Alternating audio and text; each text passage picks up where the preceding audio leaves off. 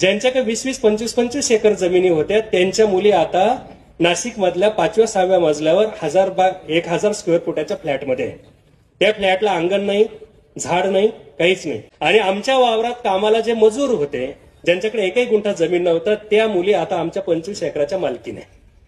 बरोबर चित्र बघा. आता भविष्यात त्याची नोकरी गेली तर पुढल्या पिढ्या काय करतील? प्रश्न आहे की मी नोकरदारांच्या विरोधात नाही, मी शहराच्या विरोधात नाही, पण मी तुम्हाला वास्तवता सांगतोय की पुढे काळात काय होणार आहे. आणि म्हणून पोरीनं तुमच्यासाठी एक कविता लिहिली. ती कविता फार महत्वाची आहे. 2 BHK 3 BHK फ्लॅटला तू ताजमहाल म्हणून फसू नको. 2 BHK 3 BHK फ्लॅटला तू ताजमहाल म्हणून फसू नको. 10-5 गुंठ्याचं अंगण आहे तुझ्या बापाच्या घराला, तू खुराड्यात जाऊन बसू नको.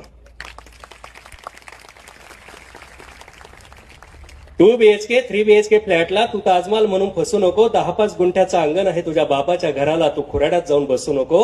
मोबाईलवरच्या अॅनिमेटेड पावसात कधीच कोणी भिजत नाही. शहरामधल्या 5व्या मजल्यावर कुठलंच सुख रुजत नाही.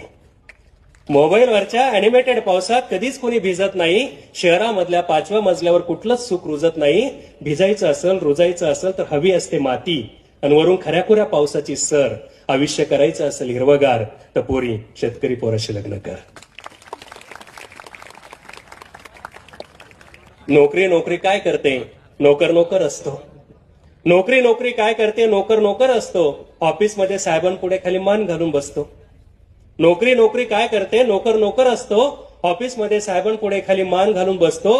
इथं बांधाच्या सिंहासनावर आणि रुपेरी आवाळाच्या छताखाली जेव्हा माझा बळी बसतो, तेव्हा हिरवागार साम्राज्याचा तो एकमेव सम्राट असतो.